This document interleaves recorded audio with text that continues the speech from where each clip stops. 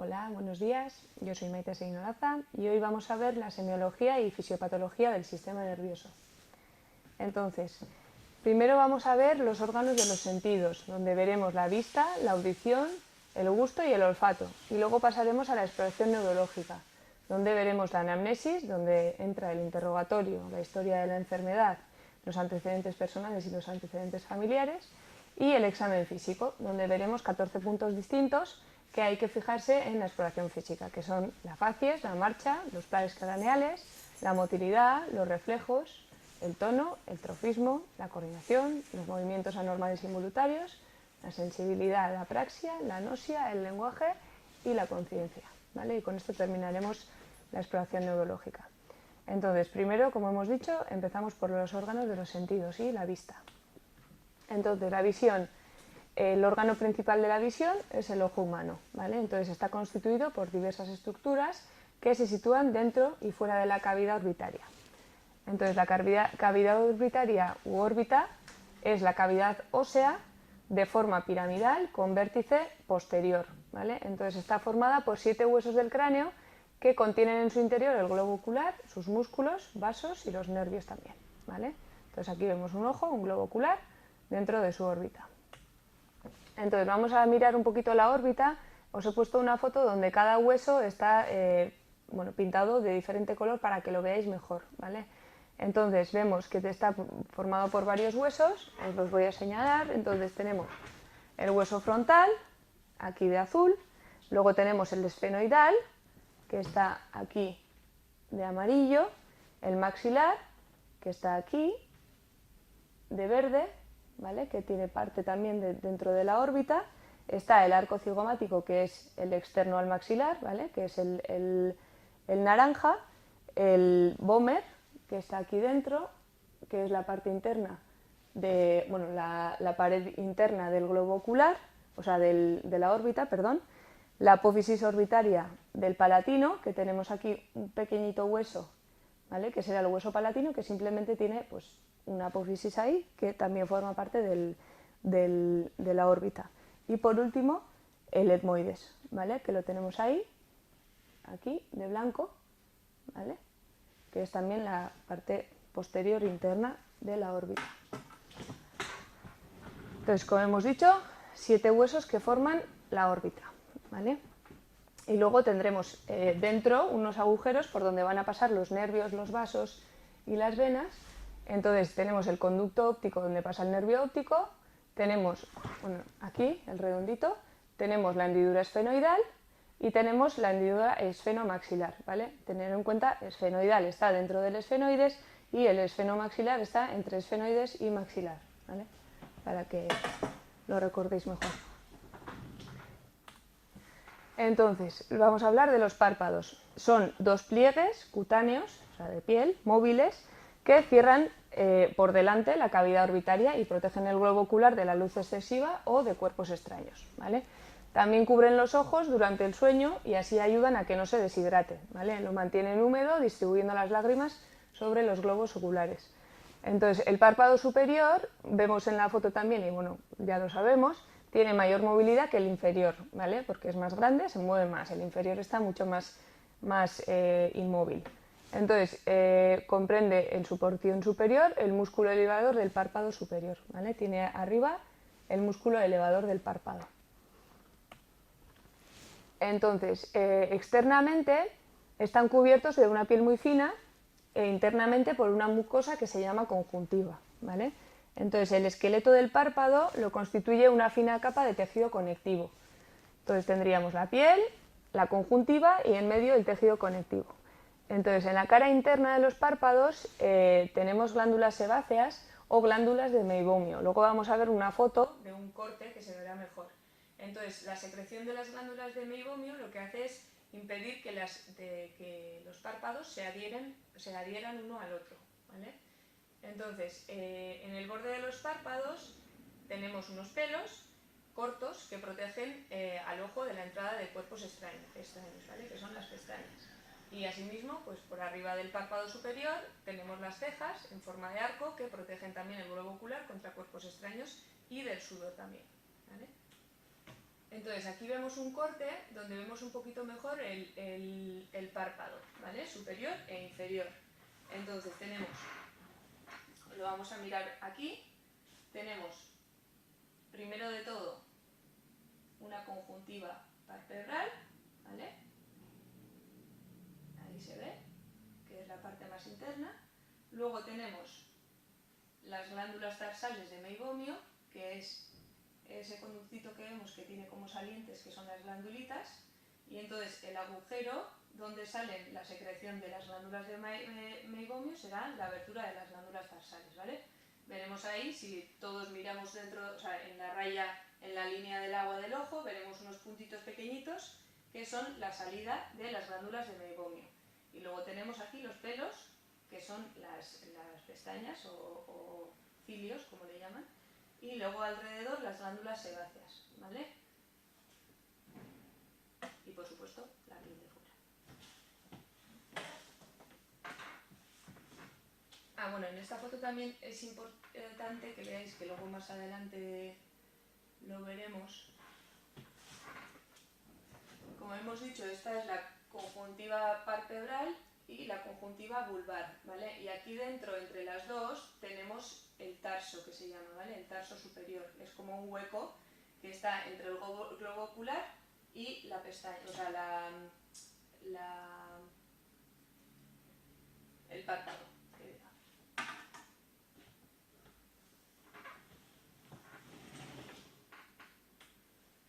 Entonces, vamos a ver la conjuntiva, ¿vale? La conjuntiva es la mucosa que recubre la cara interna de los párpados y la parte anterior del globo ocular, excepto la córnea, lo que hemos dicho, ¿no? La conjuntiva vulvar y conjuntiva tarsal.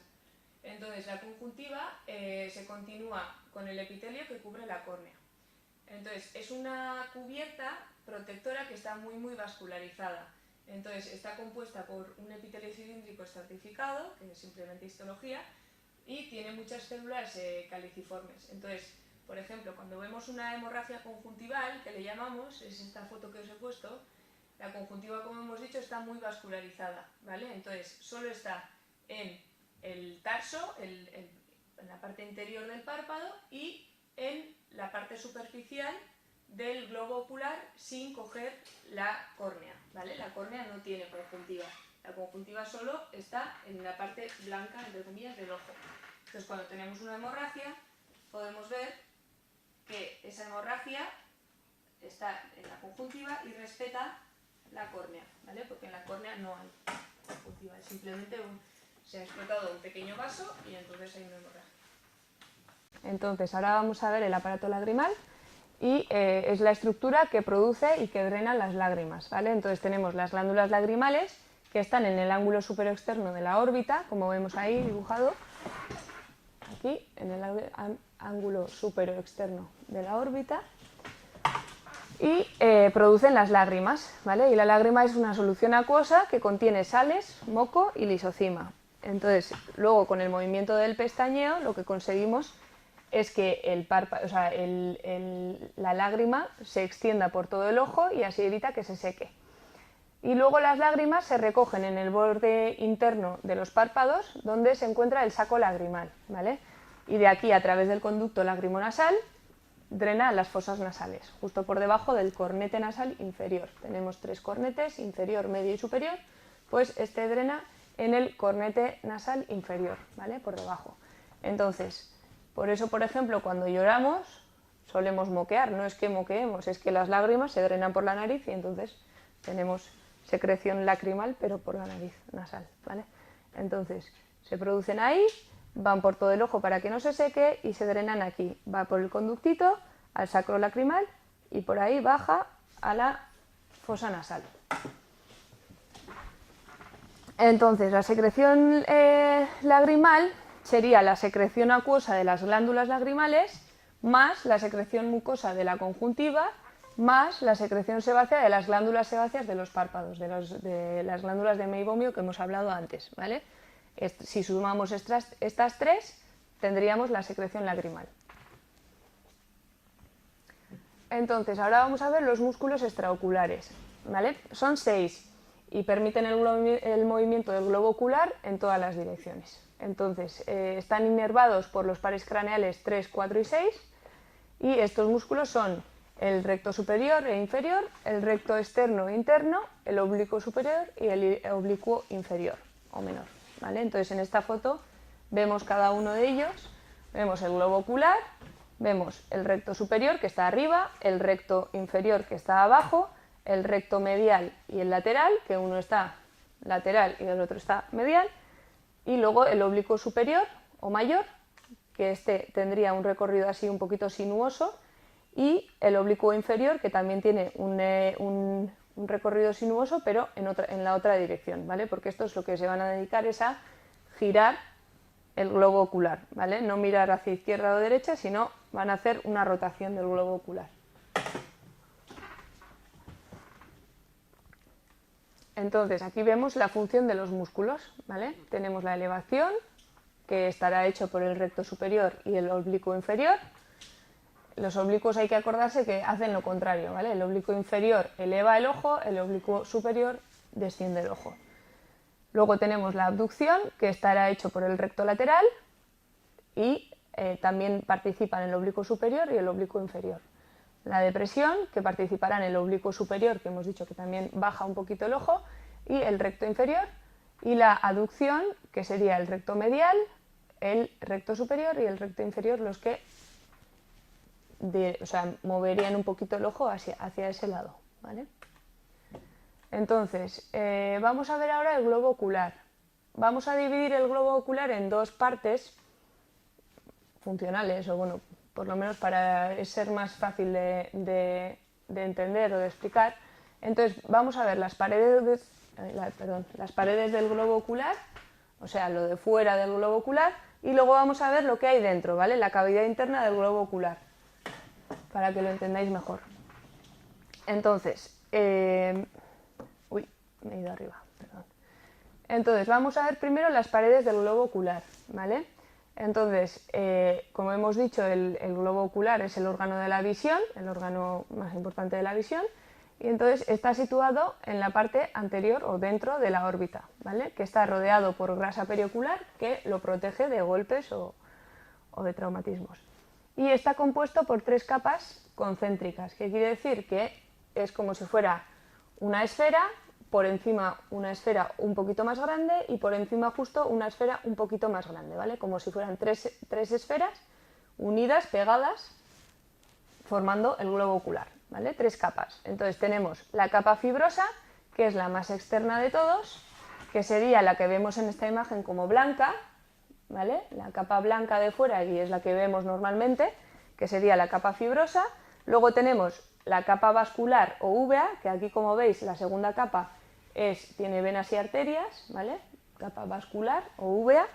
Y por último, la capa nerviosa o retina, ¿vale? Entonces, y esta se ve amarillita porque es nerviosa, ¿vale? Entonces, esclerótica, coroide y retina, o fibrosa, vascular y nerviosa, ¿vale? Entonces, vamos a empezar, bueno, aquí se ve mejor un poquito la imagen de las 3 capas, ¿sí? Entonces vemos la capa de fuera, que es la blanca, y aquí vemos la esclera, que sería toda esta parte, hasta llegar a la córnea, ¿vale? La esclera se sigue con la córnea. Luego tenemos el coroides o la úvea, que es la capa que hemos dicho que es vascular, que también da todo el giro hasta llegar aquí, al cuerpo ciliar, y luego se sigue con el cristalino y el iris, ¿vale? Y por último tenemos la capa interna o nerviosa, que sería la retina, que esta no cubre todo el círculo del globo ocular, ¿vale? Se queda aquí. Entonces ahora vamos a explicar una por una cada una de ellas. Entonces empezamos por la capa fibrosa. Como hemos dicho, es la más externa de las 3, está formada por tejido conectivo denso y avascular, ¿vale? Y consta de 2 regiones, la esclerótica, que es la posterior, y la córnea, que es la anterior. Como hemos dicho antes, la conjuntiva, que es lo que tapaba la esclera, era una capa muy vascular, ¿sí? Entonces es la que va a hacer que la esclera que a la esclera le lleguen los alimentos, ¿vale? Le llegue la sangre. Entonces, la esclera es avascular, como hemos dicho, y entonces tiene dos partes, hemos dicho. La esclerótica, que es la parte posterior, y forma las 5/6 partes posteriores del ojo, es de color blanco, opaco, y se sitúa su parte posterior, o sea, se une por su parte posterior con la dura madre, ¿vale? Y cubre el nervio óptico, la dura madre. Entonces, es la capa más fuerte y la protectora, ¿vale? Y representa el esqueleto del ojo. Y luego tenemos la córnea, que esta ocupa la parte anterior del globo, es transparente y constituye la zona por donde entra la luz al ojo, ¿vale? Esta no es opaca, no es blanca, es transparente. Entonces, pues la misma imagen de antes que ya hemos explicado, ¿no? Tendríamos aquí que esto ya sería la dura madre que está cubriendo el nervio óptico, luego la esclera y luego la córnea. La vascular, una opaca y la otra transparente. Entonces, ahora vamos a ver la capa vascular o uvea, ¿vale? Es la capa intermedia, que es vascular y pigmentada. Entonces, está formada por 3 regiones diferentes, que es la coroides, el cuerpo ciliar y el iris, ¿vale? Desde atrás, adelante, coroides, cuerpo ciliar e iris. Entonces, la coroides cubre las 5/6 partes posteriores de la uvea y están entre la esclerótica y la retina, ¿vale? Entonces, la función de esta capa será la nutrición de las demás estructuras del globo ocular, ¿vale? Tanto de la retina como de la esclera. Contiene pigmentos, que son melanocitos, que lo que hacen es absorben la luz que entra dentro del globo ocular para que esa luz no se disperse demasiado, ¿vale? Para que se quede en el globo. Entonces, tenemos luego el cuerpo ciliar, que esta está por la parte anterior de la coroides, o sea, después de la coroides tenemos el cuerpo ciliar, y es un engrosamiento circular que va a coger todo el círculo o toda la periferia del cristalino, y aquí se une el cristalino con unos ligamentos, ¿vale? Entonces, lo que hace este cuerpo ciliar es sintetizar humor acuoso, ¿vale? Que luego más adelante explicaremos qué es el humor acuoso. Entonces, como hemos dicho, el músculo ciliar es una banda circular de músculo liso que modifica el tamaño del cristalino, ¿vale? Lo que hace es abombar o estirar el cristalino para que éste pueda hacer más o menos refracción, ¿vale? Es una lente, es como si cogiéramos una lentilla y la abombáramos o la estiráramos, y entonces podríamos cambiar sus dioptrías, que digamos, ¿vale? Y luego está el iris, que está por delante del cuerpo ciliar y el cuerpo ciliar se afina, se adelgaza y forma el iris. Entonces, el iris tiene un agujero central que es la pupila, ¿vale? Entonces, el iris contiene pigmentos que protegen el paso de la luz. El color de los ojos depende de la distribución de estos pigmentos, ¿vale? Antes todos los ojos eran marrones hasta que apareció una mutación y eso hizo que empezaran los ojos azules, que luego pues fueron muy atractivos y entonces se extendieron. Pero la normalidad sería tener ojos marrones, ya que el color oscuro del ojo protege mucho más de la luz que el color claro, ¿vale? Entonces protege el ojo del sol. Por eso a las personas que tienen los ojos muy claros, en verano pues les molesta mucho más el sol, ¿vale? Porque les entra más luz. Entonces, el iris contiene 2 músculos. El músculo constrictor de la pupila, que es circular, y lo inerva el parasimpático, ¿vale?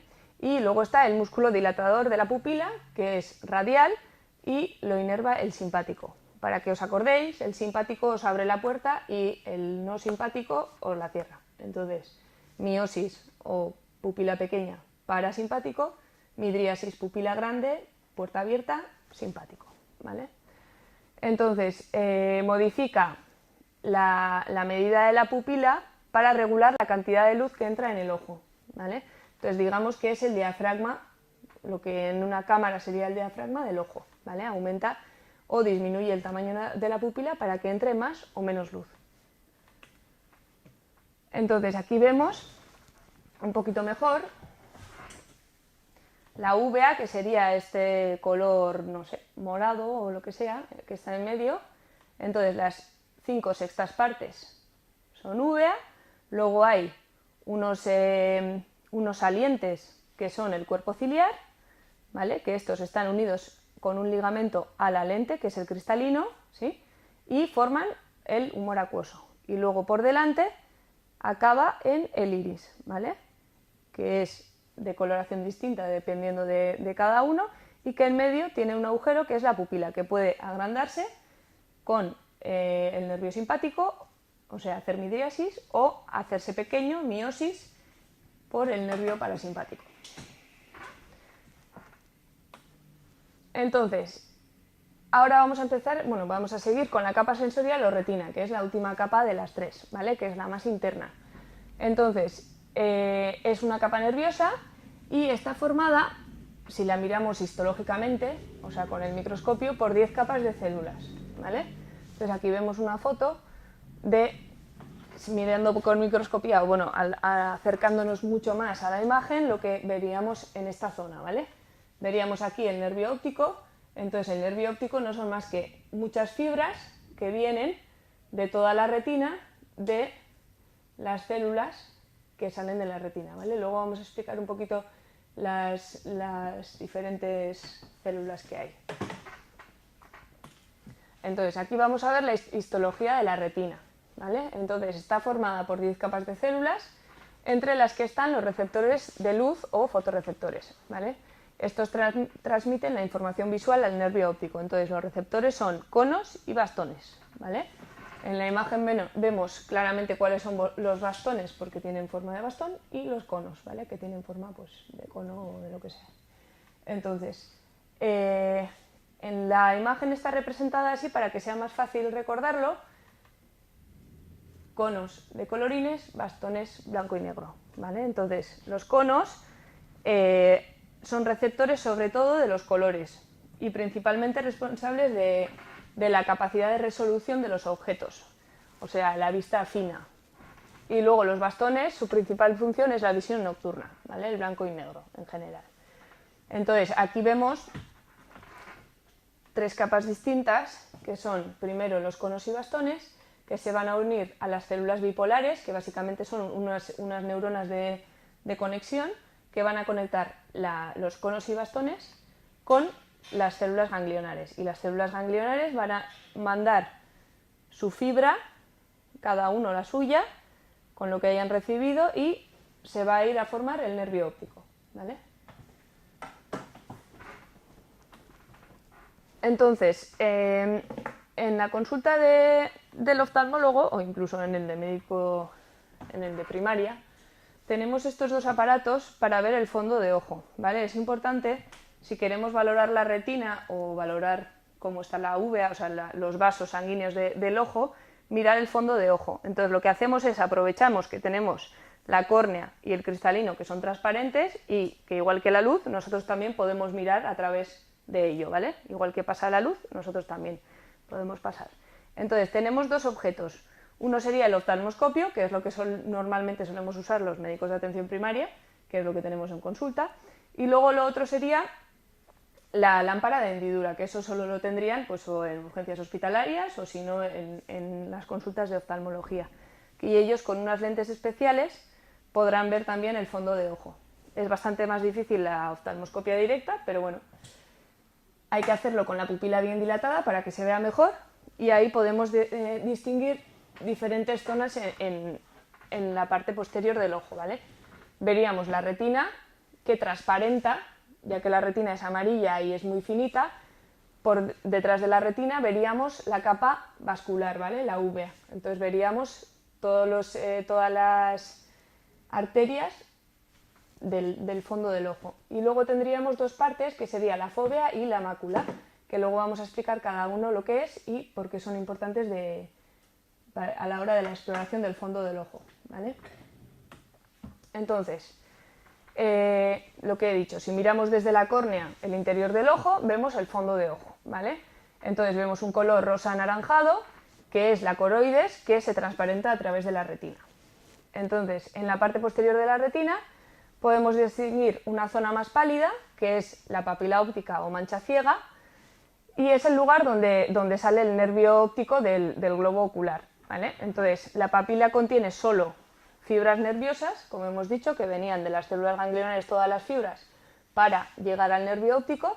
Entonces, es una zona donde no hay ni conos ni bastones, por lo tanto es una zona que no vemos, ¿vale? Todos tenemos una zona que es más o menos desde el centro de nuestra vista a 30 grados a la derecha, hay un punto donde no vemos, no nos damos cuenta porque como vemos el resto, pues nuestro cerebro ignora ese punto, pero hay un punto en el que, bueno, pues si exploramos con una punta de alfiler y lo ponemos en la zona exacta, no veremos.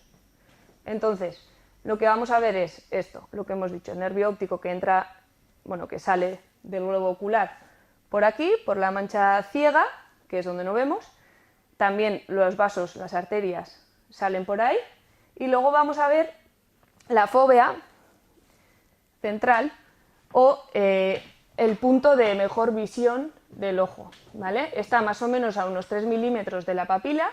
Este está más lateral, porque yo he dicho que el punto ciego es desde el centro de la visión hacia externo, y eso es porque la papila está en el otro lado, está medial, ¿vale? Entonces la papila está medial, este sería un ojo izquierdo, papila medial y fóvea lateral, más o menos a 3 milímetros. Entonces corresponde a la zona de mayor agudeza visual. Entonces, este solo tiene conos, ¿vale? Entonces, toda visión, todo estímulo visual que entre en el ojo siempre va a intentar enfocarse ahí, ¿vale? Siempre va a intentar que todos los rayos caigan a ese punto, que es el de máxima visión. Luego vamos a ver mejor. Entonces, aquí vemos las 3 capas, la fóvea y la mácula, ¿vale? Entonces, ahora vamos a pasar a ver la cavidad interna del ojo. Ya hemos visto del globo ocular. Hemos visto las capas de fuera, que había 3, y ahora vamos a ver la cavidad interna, ¿vale? Entonces, detrás del iris hay una lente que es biconvexa, quiere decir que es como una lenteja, ¿vale? Tiene forma de lenteja, que es transparente y avascular, ¿vale? Y se llama cristalino. Entonces, es una estructura elástica, como hemos dicho antes, tiene un diámetro aproximado de 1 centímetro y está unida al músculo ciliar a través de un ligamento, ¿vale? Entonces, su función, pues la acomodación. Tiene la capacidad de variar la refracción, ¿vale? Tiene la capacidad de que puede mover los rayos de luz que le lleguen hacia un punto fijo, que sería en este caso la fóvea, pero dependiendo de a qué distancia estén, puede modificar su tamaño para que siempre los rayos de luz caigan en la fóvea. Entonces, el cristalino divide el globo ocular en 2 cavidades. Una cavidad posterior o vítrea, que contiene humor vítreo, que es una sustancia transparente que es como gelatinosa y ocupa el espacio entre el cristalino y la retina, ¿vale? Sería todo el globo ocular, no lo de adelante, sino la parte posterior, está lleno de un líquido transparente gelatinoso. Y luego está la cavidad anterior, que esta está ocupada por el humor acuoso, que hemos dicho antes que el humor acuoso estaba formado por el cuerpo ciliar, ¿vale? Entonces, aquí vamos a ver en una foto algo mejor lo que os acabo de decir. Tenemos en la cavidad interna 2 segmentos, ¿vale? Segmento posterior, segmento anterior. Entonces, el cristalino va a dividir uno y el otro. Entonces, aquí vamos a tener el gel transparente y aquí, en cambio, el humor acuoso, ¿vale? Humor vítreo, humor acuoso. Entonces, aquí, en la parte anterior, tendremos la córnea, el iris, el cristalino con el cuerpo ciliar, ¿vale? Y el cuerpo ciliar es el que creará el humor acuoso. Entonces, vamos a ver ahora de las 2 de cavidad anterior, cavidad posterior, pues la cavidad anterior, ¿vale? Entonces, se limita por, como hemos dicho, la córnea en la parte anterior, el cristalino en la parte posterior y contiene dentro el iris, que vemos ahí el iris, y el humor acuoso, ¿vale? Entonces, el iris, a su vez, limita o divide la cavidad anterior en cámara anterior y cámara posterior, ¿vale? Entonces tenemos el ojo, tiene dos divisiones, que es anterior y posterior, segmento anterior o cavidad anterior, cavidad posterior, y a su vez la cavidad anterior tiene dos porciones, que es la cámara anterior y la cámara posterior, ¿vale? Cámara anterior, cámara posterior.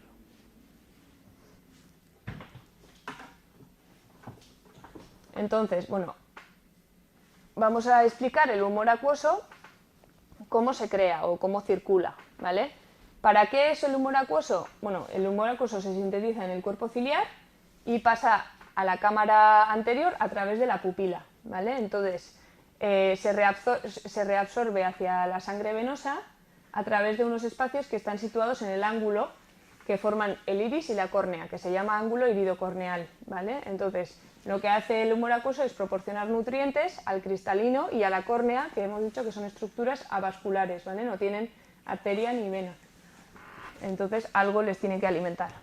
Entonces, lo que hace es, se crea en el cuerpo ciliar, como hemos dicho, que sería la cámara posterior, sale por aquí, va entre el iris y el cristalino, sale por la pupila, que hemos dicho que sería el agujero que hace el iris, y luego sube a las esquinas, o bueno, baja en todo el círculo, va a las esquinitas del iris, y ahí en el ángulo del iris con la córnea, en el ángulo iridocorneal, se drena, ¿vale?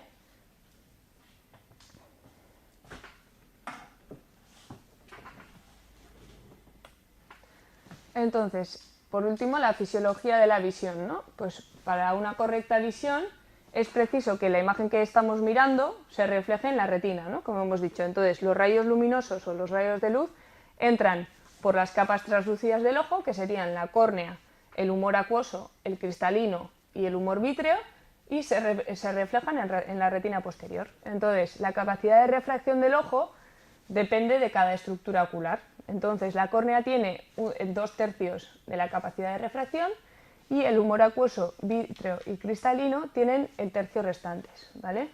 Entonces, la característica principal también es que el cristalino puede modificar su capacidad de refracción. La córnea es estática, siempre está igual, siempre mide lo mismo y siempre tiene la misma refracción. Pero el cristalino no, se puede modificar, puede agrandarse y puede hacerse más pequeñito y entonces acomoda. Entonces, la fisiología de la visión sería la llegada de la luz a la retina, estimularía los fotorreceptores, los conos y bastones. Esto genera un impulso nervioso, entonces los conos y bastones tienen un fotopigmento que se llama la rodopsina, entonces con la acción de la luz lo que pasa es que se descompone y se produce la opsina, que es una proteína, y el retinal, que es un derivado de la vitamina A. Por eso siempre se dice que las zanahorias son muy buenas para la visión, porque tienen vitamina A, ¿vale? Entonces, esta descomposición de la rodopsina genera un potencial de acción que va a despolarizar los conos y los bastones, ocasionando un impulso visual, ¿vale?